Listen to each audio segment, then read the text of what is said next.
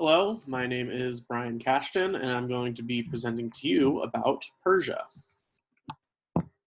So first, we're going to start off with an overview of the region. Persia is a historic region of southwestern Asia that is associated with what is now modern Iran. The name originated from a region of southern Iran formerly known as Persis. Now, as you can see, we have a map that is of the Persian Empire, and below is a map of modern Iran. The languages spoken in this region, the dominant / official language is Farsi, which is also known as Persian. And other languages that are included are language and dialects from the Indo-European, Altaic, and Afro-Asiatic language families. The official religion of Iran is Islam, and the population is about 81.8 million as of 2018. So for a little bit of history, the Persian Empire stretched from India to Europe from 550 BC to about 331 BC. Besides the conquering to gain these territories, it was a period of peaceful rule and extensive trading for much of the Middle East. It began with the migration of Iranians, a group of Indo-Europeans out of Central Europe and Southern Russia about 1000 BC. And this is where the name of the country Iran came from when it was made in 1935. In 1979, the country was proclaimed the Islamic Republic of Iran after a referendum. Now moving on to food etiquette. In Iran, food and tablecloth, known as sofre, is highly respected. The people believe that food is a gift from God, and that disparagement to food is also a disparagement to God.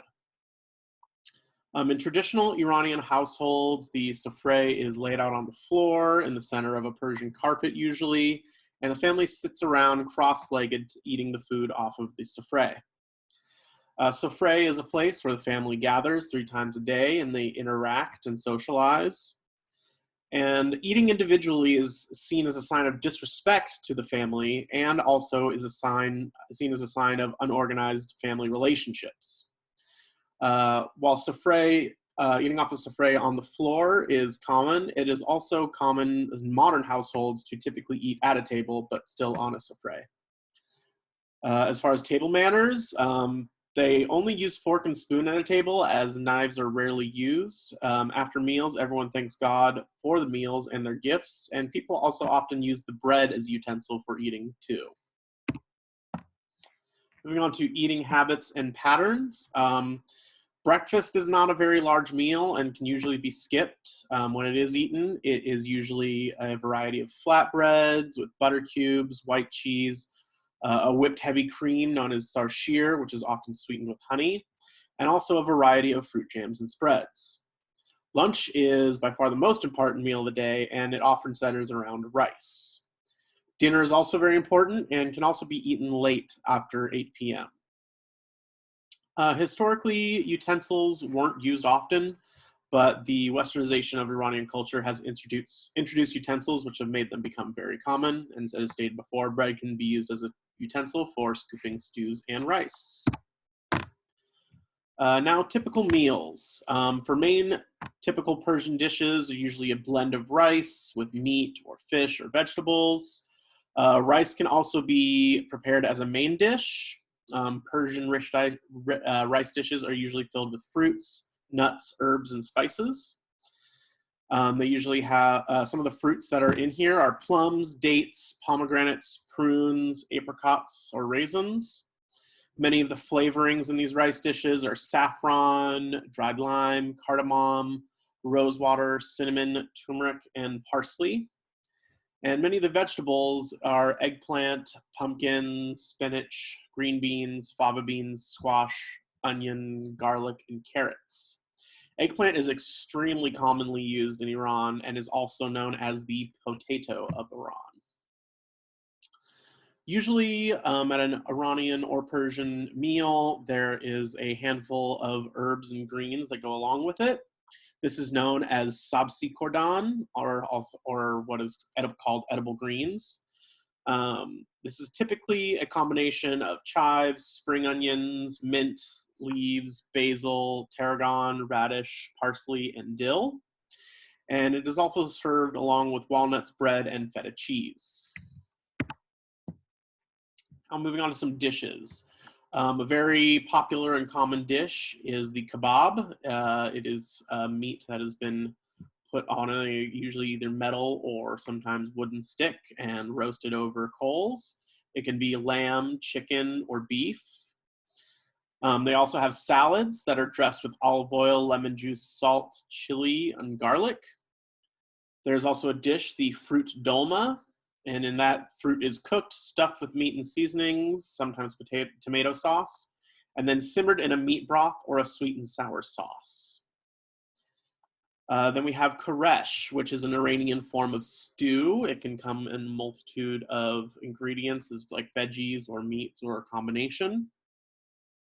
There are also soups, and there are two different kinds of main soups. There is ash, which is a thick Iranian traditional form of soup, as you can see down below. And then there's also shole galamkar, a soup that is made of mixture of various ingredients. This is also known as kind of a hodgepodge soup. It's just whatever you have lying around. Then moving back into the rice dishes, there are two main kinds. There is palau, which is Persian for pilaf, as many of you have probably heard before. Rice, this is rice with added vegetables, fruits, and beans, and usually accompanied by chicken or red meat. And then we have dami, which is the same ingredients as palau, but cooked together instead of after. So when you're cooking palau, you make the rice, and you take the other ingredients and cook them by themselves, and then add it. But with dami, it's all cooked in the same pot. As far as drinks go, black tea is an extremely popular drink in Iran. It's also considered the national drink of the country. As far as forbidden foods and drinks, food always, especially meats, needs to always be halal, which means it's prepared according to the Islamic law in the Quran. And the way that the meat is prepared is through a practice called dabiba, which is killing animals through a cut to the jugular vein and a carotid artery and windpipe. And during this process, a Muslim will recite a dedication known as Tazmiyah or Shahada. Drinking wine other alcoholic beverages are strictly forbidden in Iran, as it is an Islamic country. Moving on to the first immigrants. Before 1950, there was not really a lot of Iranian immigration that was statistically significant, but the first real wave of immigration was from 1950 to 1979 and has only grown since. About 2,000 to 4,000 people annually were leaving Iran for the US in the 60s and 70s. And then after that, a large number of Iranian Americans immigrated to the United States after the revolution in 1979. Of roughly the 500,000 people currently living in the US with Iranian ancestry, almost 40% of them live here in California. Many came to Southern California because the climate was similar to Tehran, one of the major cities in Iran, making it home to one of the largest Iranian communities outside of Iran. Los Angeles itself is home to 87,000 people of Iranian ancestry, and this community has its own name, which is known as Tehrangeles. Texas also has a very large population of Iranian descent. Houston has the largest population of Iranians with an estimated 70,000 residents in Texas. And in the Dallas-Fort Worth area, it is estimated to have over 30,000 Iranian Americans. Persian food or Iranian food has had impacts on the development of US cuisine in the following ways. As we all know, kebabs have become a regular part of US cuisine and is now considered pretty much a typical American dish. You can see shish kebabs in almost every major supermarket or restaurant, and especially at American barbecues. Saffron rice, we've all had probably. It's usually with nuts or fruits or vegetables. Has become a very popular dish in America, and you can see it in many restaurants and kitchens. Also, Western-sounding food names such as lemon, tamarind, and pistachio actually are all names with Persian roots. The drink, the mint julep, has an interesting Persian history. It started as Persian gulab, which is rose water, which then entered Arabic as julab. And then this eventually made its way from French into English around the 15th century. And so the famous mint julep, the bourbon mint drink, tastes nothing like the original Persian rosewater drink, but the name itself comes from Persia. Sherbet and sorbet is also from a sweet iced juice drink from Persia called sharbat. Ancient Iranians had learned to preserve ice and snow in the summer months in domed ice wells along the edge of their towns. And the flavorings for this drink were made by combining fruit or vegetable juice with honey, sugar, or date or grape or molasses. The popularity in the US of Persian cuisine, Persian restaurants and cuisine are generally not very well known in the US. I myself was not very aware of many restaurants or shops that carried it. Even in larger Iranian population centers, the number of restaurants are not extremely high. Even in shops where it does exist, the level of authentic, intricate, and complex dishes seems to be relatively low, and I think this is to appeal to a more general audience and an American palate. Most of the authentic Persian cooking and food is taking place mostly in the home, not as much in restaurants.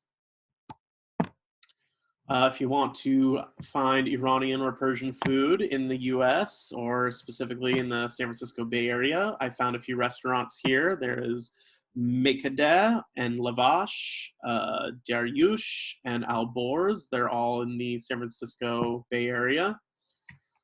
And then if you want to find one, if you're not in the Bay Area, just look up Persian food in your Google or Yelp, and I'm sure you'll find something somewhere relatively close. Now for my guided discovery. I decided that I wanted to try to make something myself, so I made a simple staple Persian food, saffron rice. The ingredients were just rice, chicken, or you can use vegetable stock, saffron, pistachios, pomegranate, which are actually in season right now, so if you want to try this, now would be the time to do it. White onion, parsley, salt or butter, and salt and butter, or you can use some sort of butter substitute. The taste was extremely flavorful. I really enjoyed it. It was savory with the stock and the saffron and the pistachio, but the onion and the pomegranate definitely like punctuated like an interesting sweetness to it. So I highly recommend it. If you want the recipe, it's at the link down below. I'll be providing a link to the slideshow if you want to be able to look at the slides or get the recipe yourself. I highly recommend it. It was pretty easy to make and pretty delicious. So in summation, Persian food has an amazing array of combination of flavors. It has a long and storied history that is still with us in many of our US cuisines, especially with shish kebabs and things like that. Persian food I found wasn't particularly popular or well known as the other cuisines in the United States, but I think after learning more and trying more, it deserves a lot more recognition and popularity.